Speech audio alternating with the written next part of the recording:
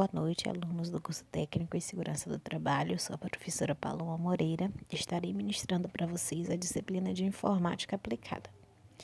Na minha tela eu projetei a apostila de vocês e nós vamos ver todo o assunto e vocês podem ir acompanhando pela tela e depois estarem lendo o próprio material de vocês, ok? Bem, na página 1, nós iniciamos o nosso conteúdo, tá? Com o conceito de informática.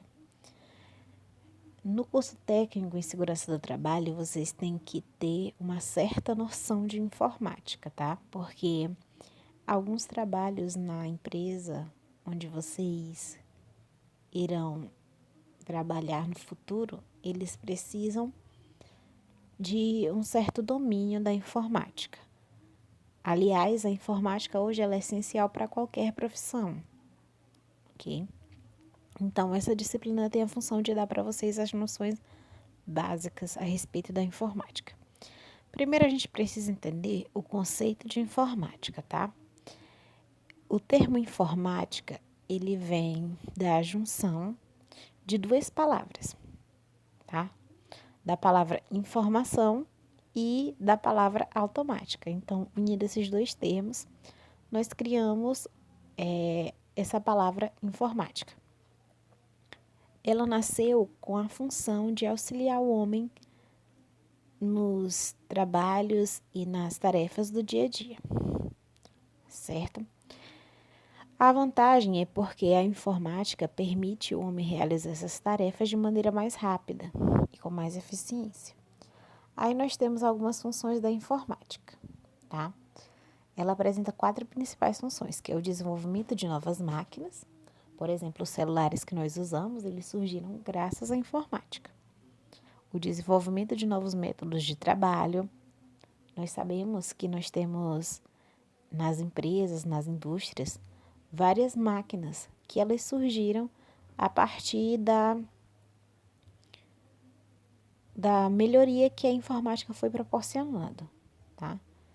Construção de aplicações automáticas, no caso, os aplicativos que nós utilizamos são um exemplo disso. Melhoria dos métodos e aplicações existentes. Antes da informática existir, as pessoas armazenavam informações somente em pastas e arquivos físicos.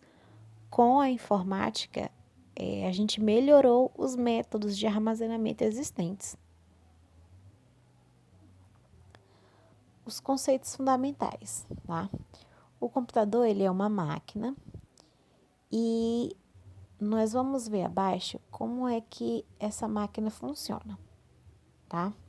Dentro do computador, precisa haver 3 etapas para que a gente possa produzir informação, tá? Primeiro, a gente tem a entrada de dados, o processador, tá?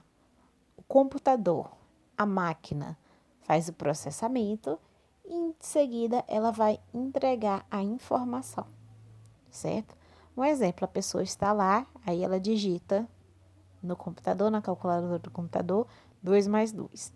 Logo na tela vai aparecer a resposta, 4. Tá? Então, houve uma entrada de dados, no caso, o cálculo que a pessoa inseriu, o computador processou e entregou o resultado, que é a saída da informação. Ok?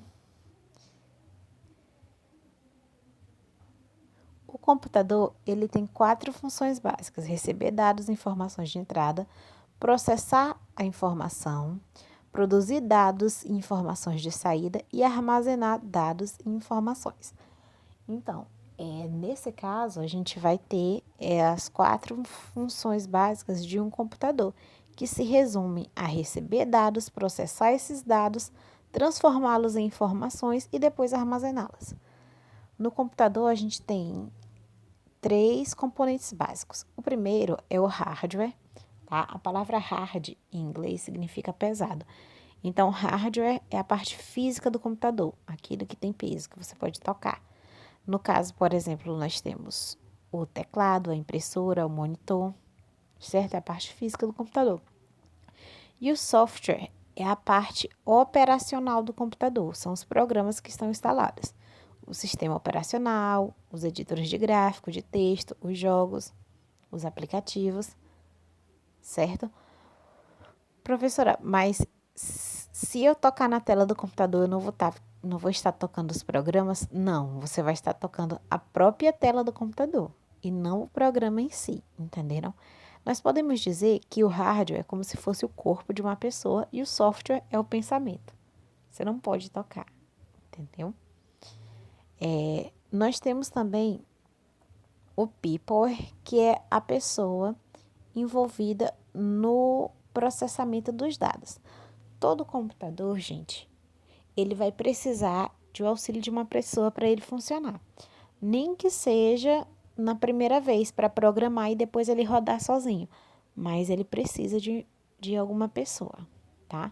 Então, people, a palavra people significa pessoa, tá? Então, vem da parte das pessoas que estão envolvidas na computação, certo?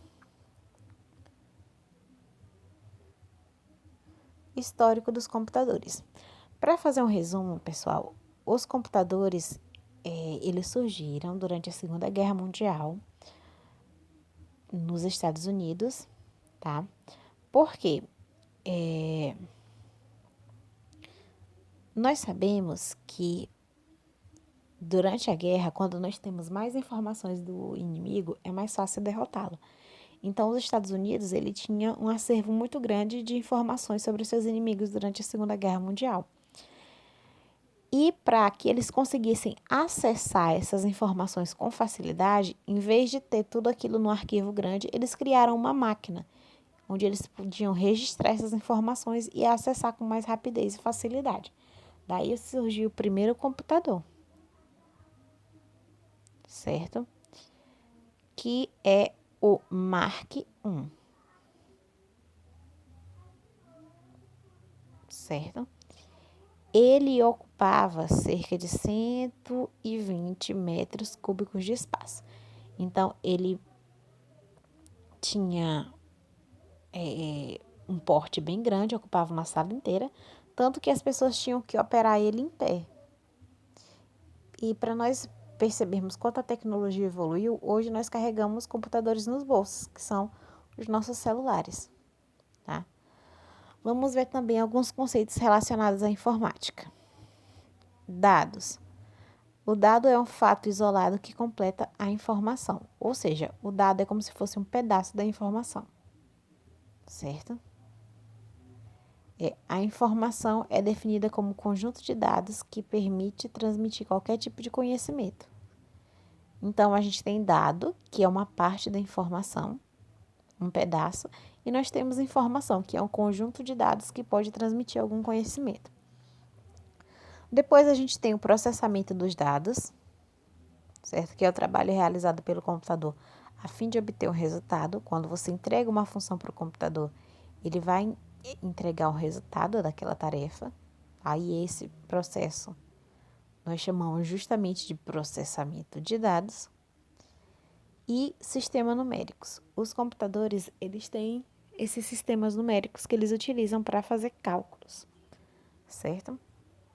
Apesar de que nós, atualmente, a maior parte dos computadores utiliza o sistema alfanumérico, porque eles usam tanto letras quanto números. Bem, aqui nós temos os sistemas de medidas, tá?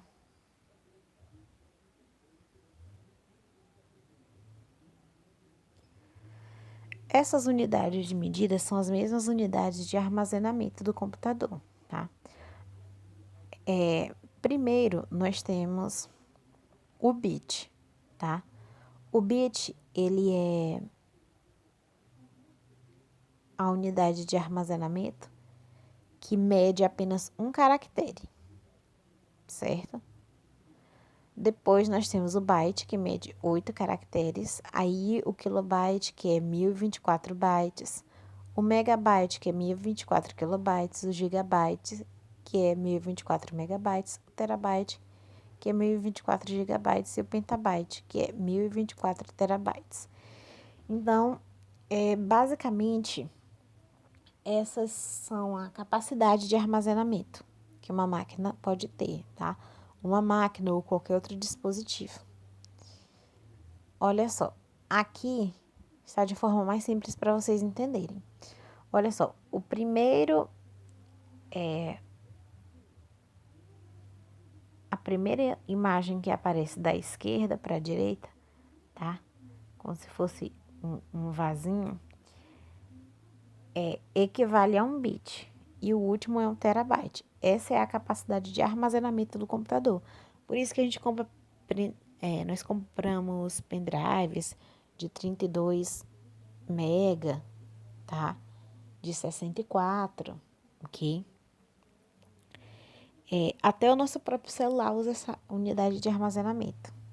Aí depois nós temos a unidade que consegue armazenar mais informações, que são o gigabyte e o terabyte. Tá? Vamos ver os tipos de computadores. Nós temos, basicamente, esses tipos principais de computadores.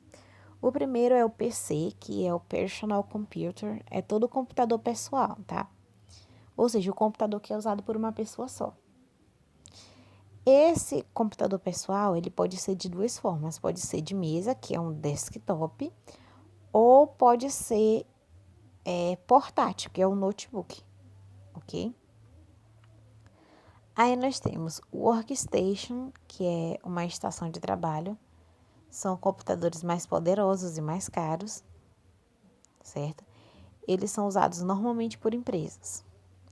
Depois nós temos os notebooks, que são os computadores portáteis, e os netbooks, que são semelhantes. Eles são apenas mais pequenos, tá? Enquanto o notebook tem uma tela de pelo menos 14 polegadas, o netbook ele vai ter uma tela de apenas 18. Aliás, desculpa, apenas 12. Eles são menores, tá? E normalmente também tem menos capacidade de processamento e armazenamento de dados. Aí nós temos o Palm Top, que é aquele computador que a gente utiliza na palma da mão, do tamanho do celular, que normalmente as pessoas fazem uso com canetinhas específicas, tá? Os recenseadores do IBGE e alguns funcionários do Correio, é comum a gente ver usar esse tipo de computador. Aí nós temos os smartphones, que são os celulares que nós possuímos, o internet tablets, que nada mais é do que os próprios tablets, e por último nós temos os mainframers.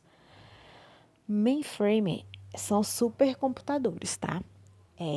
E esses computadores, eles só são usados em empresas que gerenciam grande quantidade de dados. Por exemplo, a central de um banco, tá?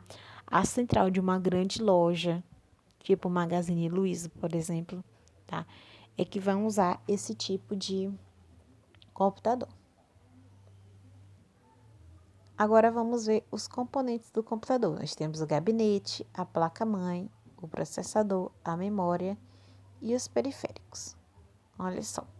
Aí nós temos a imagem mostrando cada um deles. Vamos começar aí na parte de cima pelo gabinete, tá?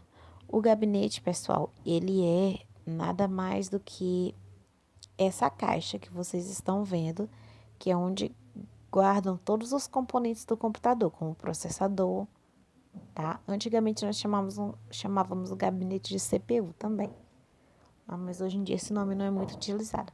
Aí nós temos o monitor, que é a tela, o teclado, o mouse, temos aí duas caixinhas amplificadas de som, tá? Que no caso da informática a gente chama de caixinhas multimídia. E a gente tem alguns componentes internos do computador. Primeiro a gente tem a placa-mãe, que é uma placa, que é a placa de base do computador, onde as demais vão ser conectadas, tá? Aí a gente tem a memória principal, o processador e o disco rígido. O disco rígido, ele serve para guardar informações, tá? No computador. Como se fosse um pendrive dentro do computador, tá? Enquanto a memória principal, ela é usada junto com o processador na hora de fazer na hora de manipular as informações, fazer o processamento das informações, tá? Nós temos também os periféricos, tá? O que são periféricos? São dispositivos. Nós podemos classificar os dispositivos em dois tipos, periféricos de entrada e periféricos de saída. Eles são considerados de entrada, tá? Quando eles fazem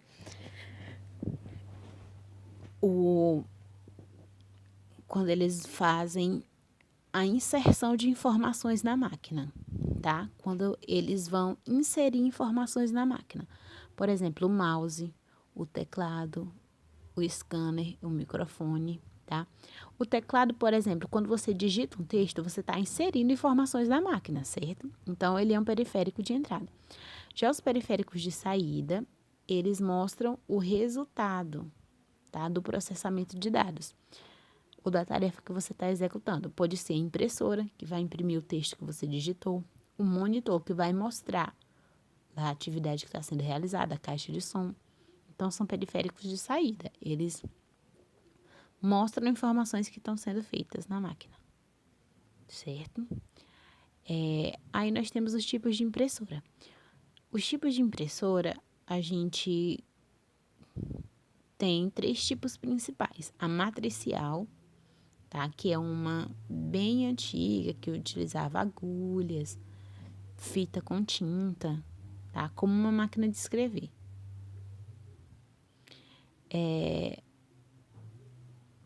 Só que ela não tem uma rápida impressão e a qualidade da impressão não é boa. Aí depois nós temos a jato de tinta, que é a mais utilizada, que são aquelas onde a gente tem um reservatório de tinta ou um cartucho que armazena a tinta para impressão. E por último nós temos a impressora laser, tá? Que é baseada no uso do toner em pó, juntamente com o próprio laser que vai fazendo essa impressão no papel, certo? Bem, nossa aula encerra por aqui. Obrigada pela atenção de vocês.